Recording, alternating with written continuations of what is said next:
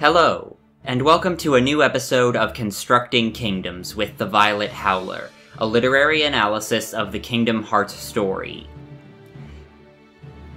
Today we're going to be talking about something that I've seen brought up many times in fan spaces over the years, but rarely in the context of what it means for a coming-of-age narrative. How the pain and suffering that the characters we love go through is often a direct result of the choices made by their elders.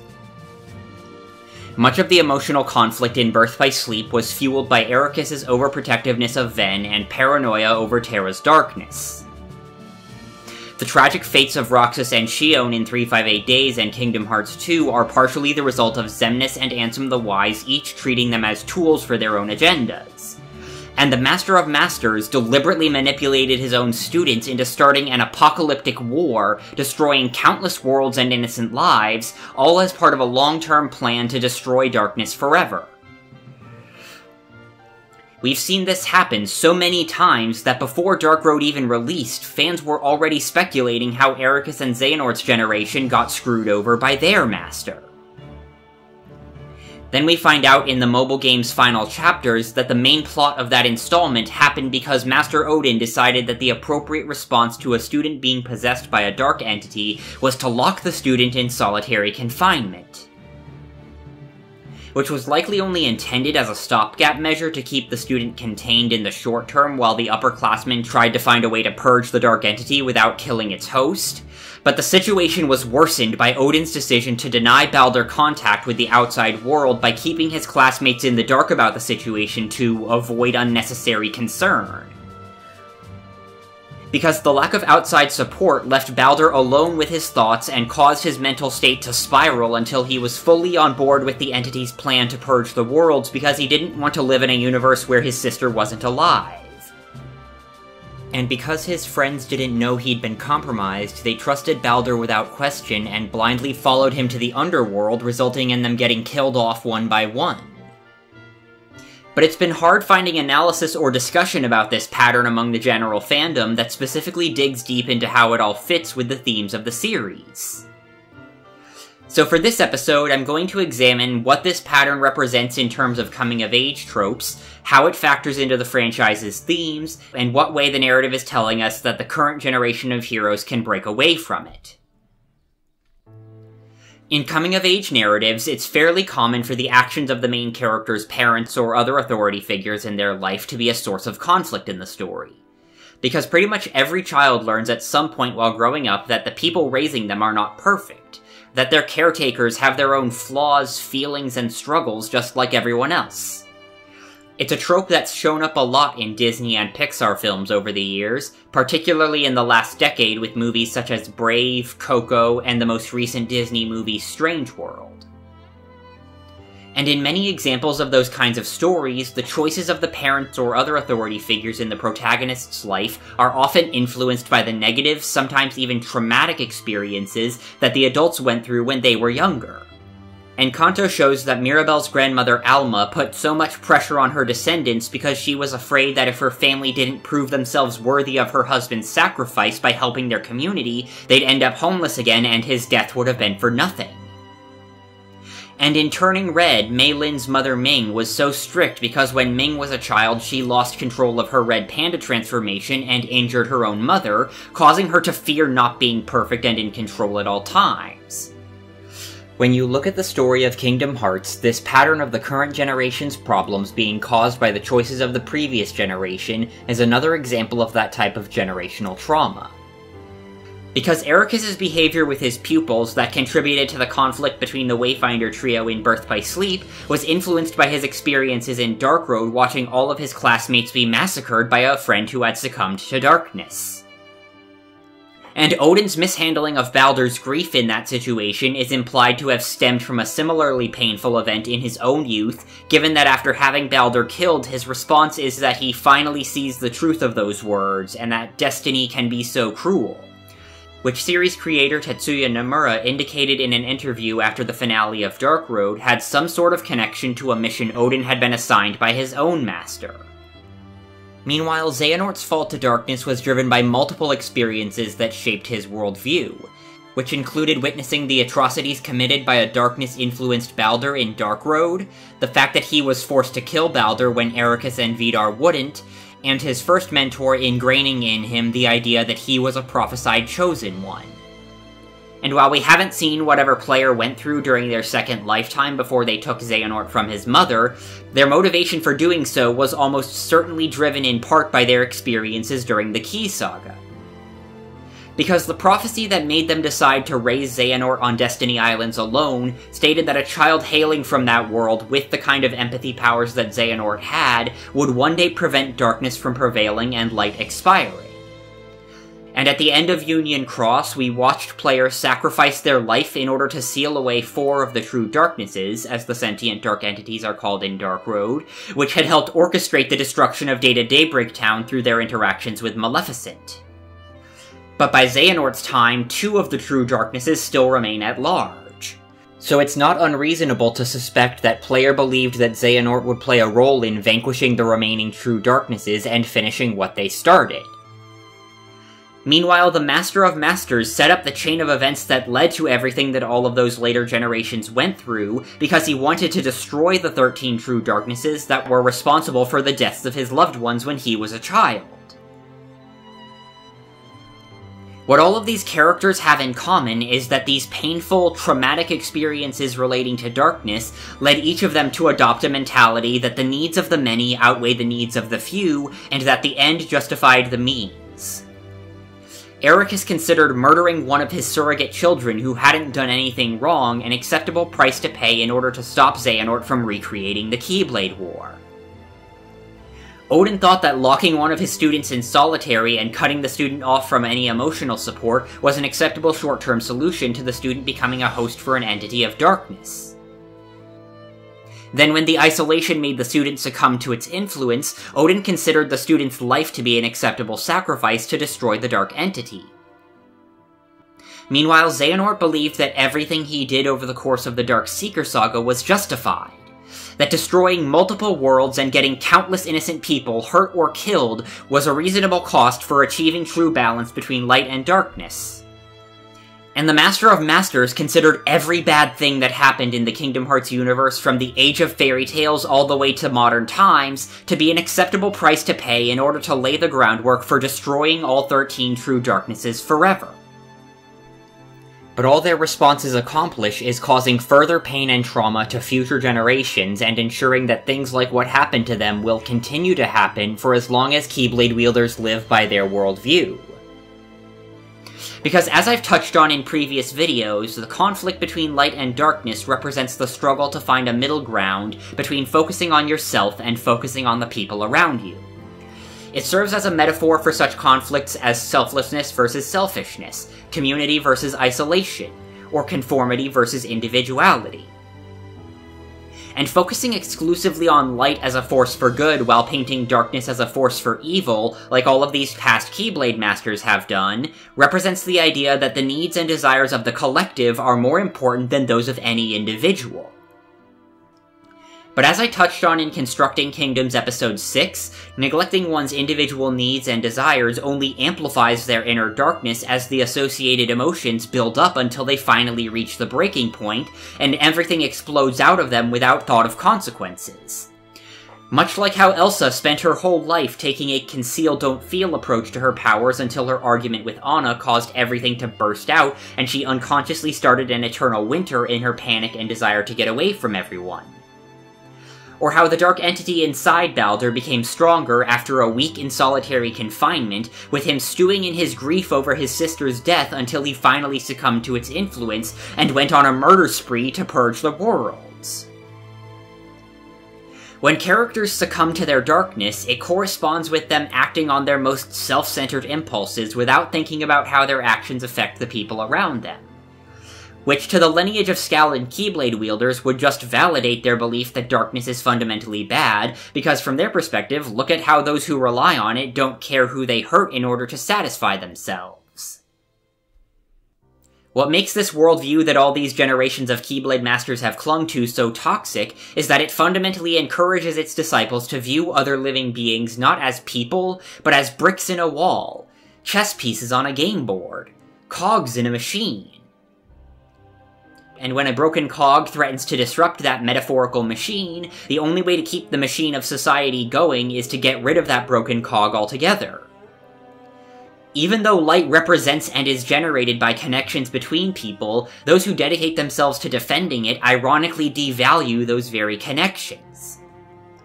Because by prioritizing the needs of the whole over the individual, their philosophy fundamentally treats people's connections to each other as conditional.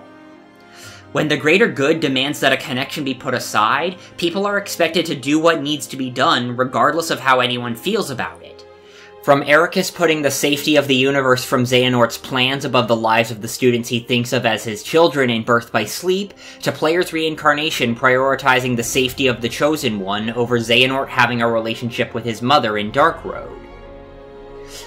But this attitude only causes the darkness of the person who ignores their own feelings in the name of a perceived greater good to grow, and puts them at risk of becoming the next broken cog that needs to be removed. So logically, the way that the current generation can break away from this painful cycle is by internalizing that they can help the collective by meeting the needs of individuals. And part of that process is going to require learning to coexist not just with other people who are different from them, but also with darkness itself. Because the final chapters of Dark Road establish that different people across different worlds have conflicting perspectives on what counts as darkness. That because most people naturally want to believe they're doing the right thing, they label their own actions and values as being associated with light, while anyone who doesn't share their beliefs is demonized as darkness. Or if they feel that a part of themselves is bad, then they treat it as a sign of darkness, like how Larxene described Elsa's conflict over her powers in Kingdom Hearts 3. And when people with different opinions on what traits correspond to darkness come into contact, their differences cause conflicts, as Heimdall describes in Dark Road. Past Keyblade Masters tried to avoid such conflicts by instituting a no meddling in other worlds policy, because each world already has its own conflicts over their society's values and beliefs that are likely complicated enough without bringing outside opinions into the equation. But by keeping regular people from knowing about the existence of other worlds for the sake of avoiding conflict, Keyblade wielders deny people in those worlds the opportunity to learn and grow from interacting and connecting with people who are different from them. It demonstrates Keyblade Masters' lack of belief in the value of connections, and essentially argues that it's impossible for people with different values to ever understand each other, so it's safer for everyone to not even bother trying in the first place. And on top of that, the policy itself is inherently hypocritical, because by making that decision for the rest of the universe, Keyblade wielders are declaring that their opinion on the problem is the only one that matters, and imposing their views on the rest of the worlds.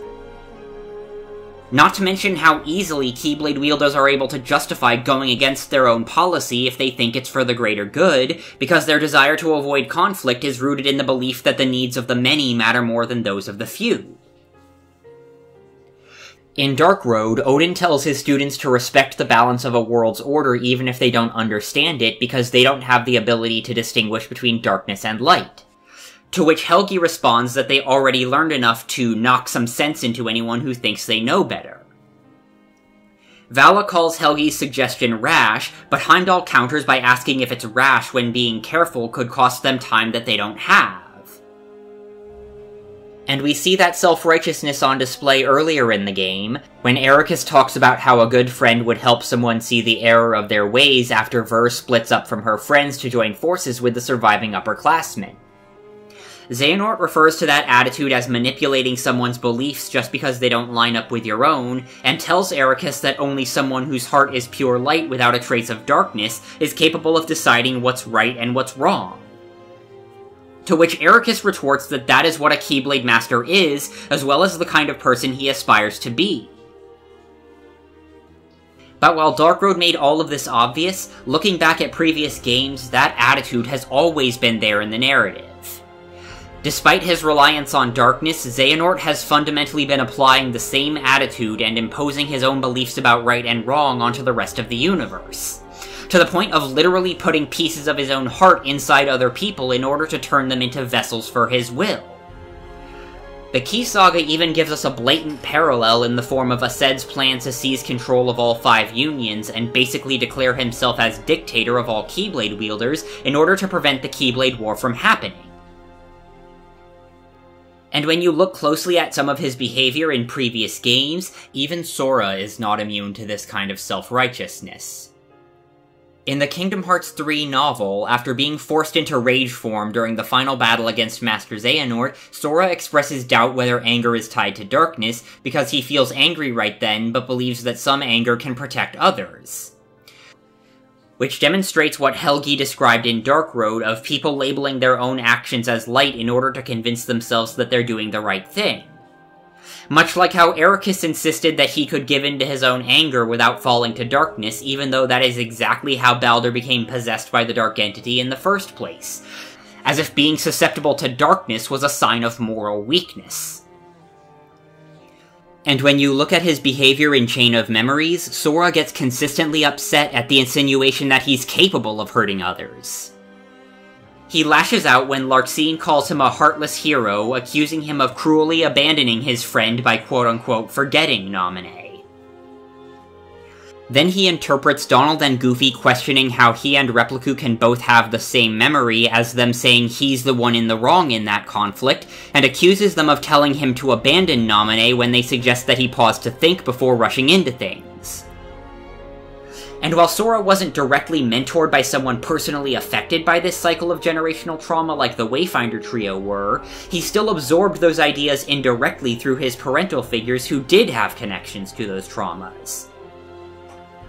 Donald and Goofy's no sad faces attitude, as I explained in the previous episode, is reminiscent of Keyblade wielders' needs of the many rhetoric, which they would likely have picked up either from Mickey himself or from spending time at Yensid's tower with him. Because Mickey hid his pain over the fates of Terra, Aqua, and Ventus in Birth by Sleep so thoroughly that he didn't even talk about their existence on screen until after watching Data Sora learn to face the hurt in your heart head-on rather than avoid it. And even if his pain hadn't affected his willingness to discuss the fate of the Wayfinder trio, he was forbidden from doing so by his mentor, Yensid, who trained as a Keyblade Master alongside Eraqus and Xehanort, and likely lived through Baldur's rampage given Odin's comment about having other students to evacuate. And who forbade Mickey from telling anyone about Aqua in order to keep the current generation of Keyblade wielders from getting stranded in the realm of darkness and leaving the universe defenseless at the cost of Aqua's continued suffering. When stories deal with this kind of cyclical trauma that's been repeating from one generation to the next, the protagonist is most often the one who is in the best position to finally break that cycle and help the people in their life that are affected by it find a healthier way to live.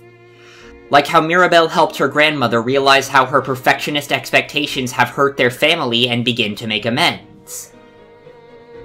Or how Mei Lin helps her mother to let go of her desire for perfection so that they can have a healthier and more trusting relationship. So as the main protagonist of Kingdom Hearts, Sora will inevitably be the one to have the realization necessary to help those around him achieve that kind of healing. And even if him being the protagonist didn't make that clear, the franchise spent multiple games from Birth by Sleep onward repeatedly hammering in that Sora would be the one to save the Wayfinder and Sea Salt trios from their fates. Not because they needed more bodies to face the threat posed by Xehanort, but because these are people who have suffered in solitude and deserved a release from their pain. Kairi even spells this out directly in her letters during Kingdom Hearts 3, emphasizing that Sora's journey is about helping people, whether he's met them before or not. And as I've said in previous videos, his greatest source of strength is consistently shown to be his empathy and his ability to form emotional connections with others. So with the Lost Masters, as the ones who set everything in motion, being set up as the next major antagonists of the series, it's extremely likely that Sora will end up empathizing with their pain and using that to convince them to let go and surrender peacefully. But like I said in my episode on Kingdom Hearts and the heroine's journey, Sora has yet to reach the full potential of his empathic abilities, and will not be able to do so until he learns to accept his own darkness. And since he clearly thinks of darkness as something fundamentally bad, he needs to confront the reality that a person's morals have nothing to do with how much light or darkness is in their hearts, and that the world is not so easily divided into good guys and bad guys. that people aligned with darkness can be selfless and helpful to others, and people aligned with light can be selfish and hurtful to those around them. And the narrative has discreetly set up that the key to Sora reaching that breakthrough is to realize that not only is he capable of hurting others, but that he already has. Because while Sora does care about Riku, for most of Kingdom Hearts 1 he does a poor job of actually communicating that to him. While the games don't draw attention to it, Riku has demonstrated a consistent habit of eavesdropping on Sora's conversations. First on Destiny Islands, when he jumps in and asks if they're forgetting about him immediately after Kairi suggests that she and Sora go to other worlds together, and calling her just as lazy as Sora to show that he was listening the entire time. Then in Traverse Town, where the final shot of the scene where they reunite is from a camera angle that shows Sora, Donald, and Goofy at a distance, conspicuously peeking out from behind the wall on the far side of the 3rd District. Almost like it's from the point of view of someone watching the trio from afar while staying out of sight. Which is supported by the fact that the very next cutscene shows Riku and Maleficent observing the trio from outside the Final Fantasy crew's house, indicating that they were still in the area even after the trio couldn't see Riku anymore. So it's not unreasonable to conclude that Riku overheard Kairi propose that she and Sora take the raft, Riku's dream project that he'd been working toward for years, and ditch him. And just like how Goofy never overtly condemns Donald's more questionable actions around Sora in the first game that I outlined in my previous video, Sora doesn't agree to Kairi's proposal, but he doesn't explicitly disagree either or call her out on how mean it is to suggest leaving Riku behind.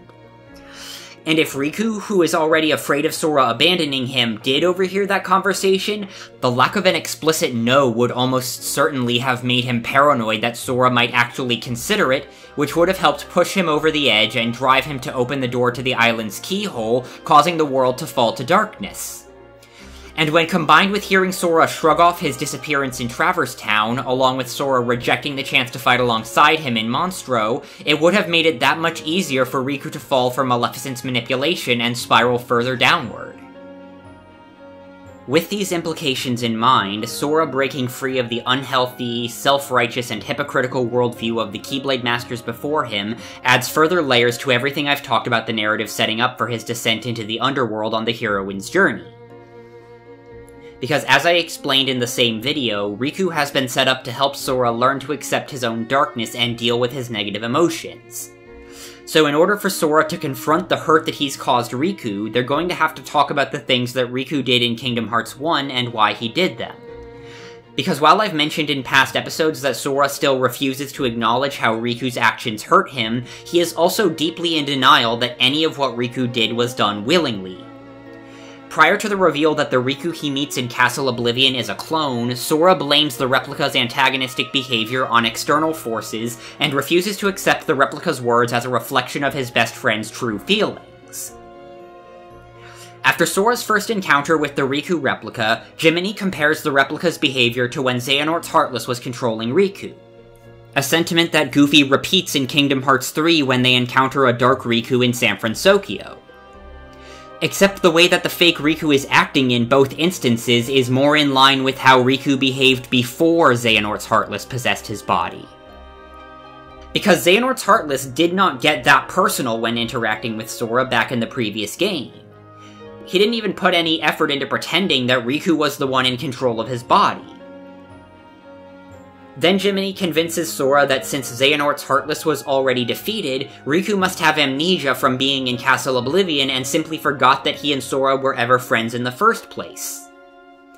Finally, when Vexen arrives and claims credit for being the one to reunite them, Sora immediately jumps to blaming Riku's behavior on Vexen controlling him. When combined, all of these interactions indicate that Sora believes every bad thing Riku did in Kingdom Hearts 1 was the result of him being controlled or manipulated by outside forces, rather than of his own free will. As if Sora is trying to convince himself that he doesn't need to forgive anything because Riku didn't mean any of the things he said and did in the first game, it was just the darkness making him do it, or Maleficent, or Xehanort's Heartless. It's the same mentality that Eraqus and Xehanort express in Dark Road when talking to the dead upperclassmen. That darkness is a corruption that gets introduced into people's hearts from the outside. But we as the audience know that Sora is unquestionably wrong about this. That even if Riku was being manipulated by adults who all preyed on his insecurities to use him for their own agendas, he still consciously chose to do everything he did in the first game. So facing the fact that Riku willingly chose to try and hurt him, and that he did it because he felt hurt by Sora, but that they still care about and love each other anyway, is the perfect catalyst for Sora to finally learn that people are messy and complicated. That being a good person doesn't mean that you're not capable of hurting the people you care about. And that making those kinds of mistakes in your life does not make you unworthy of love. Only then will Sora be able to break free of this rigid, harmful worldview that Keyblade Masters have been perpetuating for generations. And by sharing what he's learned with the people around him, he will not only be able to heal others who have suffered similar emotional problems as a result of the old worldview, but also finally accomplish what Heimdall hoped for in Dark Road. Finding a way for people from different walks of life to coexist in spite of their different beliefs and values, instead of arbitrarily categorizing people as good or bad based on their ability to adhere to a narrow range of acceptable behavior. This is incredibly fitting with how the series has been following the framework of the heroine's journey, because part of the final stage of Victoria Schmidt's formula involves the main character's experience giving the people around them the opportunity to change the way that they did. Not to mention how both frameworks are ultimately built around challenging the expectations of society after initially trying to conform to them. Previous generations of Keyblade wielders like Ericus and Xehanort failed to break the cycle because, like Vidar said, they were so focused on the big cosmic picture according to what they were taught that they lost sight of what was truly important. The friends and relationships that their inner light came from, who were supposed to be by each other's side. So when the time came to face down their classmate, Xehanort ultimately complied when Odin commanded him to kill Baldur in order to destroy the darkness possessing him. And though Ericus still wanted to save Baldur after everything, when the time came he still stood back and allowed his friend to be executed for the sake of everyone in Scala. Whereas even at Riku's worst, Sora never gave up on him and refused to accept any outcome that didn't involve getting him back so that they could be friends again. This struggle heavily resembles the ideological conflict between Aang and Roku in the post-series comics for Avatar: The Last Airbender. In the first arc, the conflict over the fate of the Fire Nation's colonies in the Earth Kingdom, particularly the residents who were born there, were of mixed heritage, or both, threatens to escalate into another war barely a year after the last one ended. Roku insisted that the four nations needed to remain separate in order for the world to remain in balance, and urged Aang to kill Zuko when the young Fire Lord put a stop to the ongoing efforts of deporting the colonists back to the Fire Nation. As Aang struggled with how to resolve the conflict peacefully, Roku tells him to contemplate the world. Like the Keyblade Masters of generations prior to Sora, Roku put the absence of conflict for the world as a collective over individuals and their connections with each other, and felt that the only way to prevent another war was to keep everyone separate by force along national boundaries. But Aang ultimately responds that when told to contemplate the world, what comes to mind is all the people he's connected to and cares about. So he persists in working toward a peaceful solution that satisfies all parties, telling Roku that there's no getting around the risk of conflict. Demonstrating that he was prepared to accept the consequences if things went wrong, but that he was willing to prioritize treating the other side as a person that he could try and connect with in order to find a peaceful resolution that everyone could benefit from, as opposed to treating his opponents as inhuman, inscrutable monsters that could only be stopped with violence. For Kingdom Hearts, it ultimately ties back to how the series demonstrates that love is the true way to balance light and darkness. Because if the ideology of Keyblade Masters insists that your bonds with others should be conditional, then the key to building a better, more sustainable way for future generations is to treat the universe as a whole with unconditional love for everyone in it. That you recognize that everyone is fundamentally human and deserves to be treated with a basic level of compassion and understanding no matter what they believe or what they've done. Because the real world is not so easily categorized into inherently good people who only ever do good things and inherently evil people who only ever do bad things. The world is a fundamentally messy, imperfect place. People are going to mess up and make mistakes. Under the right circumstances, anyone is capable of causing harm to the people around them, regardless of whether they intended to or whether they were aware of the impact of their actions. But this does not mean that people who have hurt others are automatically unworthy of love or incapable of changing for the better. This doesn't mean forgiving every wrong a person has done, whether to you personally or to others, but that you focus your energy on healing and teaching rather than vengeance and punishment. Sora has shown throughout the series that he's beginning to learn the first part of that lesson, as demonstrated by the number of times he's shown compassion for the people he fights and tries to connect with them just like he does with his allies. From showing concern for Maleficent's safety even though they're on opposite sides, to wanting to understand the motivations of people who tried to hurt him. But he's not all the way there yet because he has yet to face the fact that he is just as capable of causing harm and doing things that he considers bad as his enemies are. But once he and Riku finally resolve their lingering baggage from Kingdom Hearts 1, Sora will at last reach the full potential of his ability to connect with others, and finally break the cycle of generational trauma that the Keyblade wielders before him have suffered with for centuries. Thank you all so much for watching. If you have any thoughts, observations, or counter-arguments about anything I've said here in this video, feel free to share in the comments below. And if you want to get notifications whenever I post another literary dissection of the Kingdom Hearts narrative, feel free to click subscribe, and I'll see you back here again on May 27th for my next video.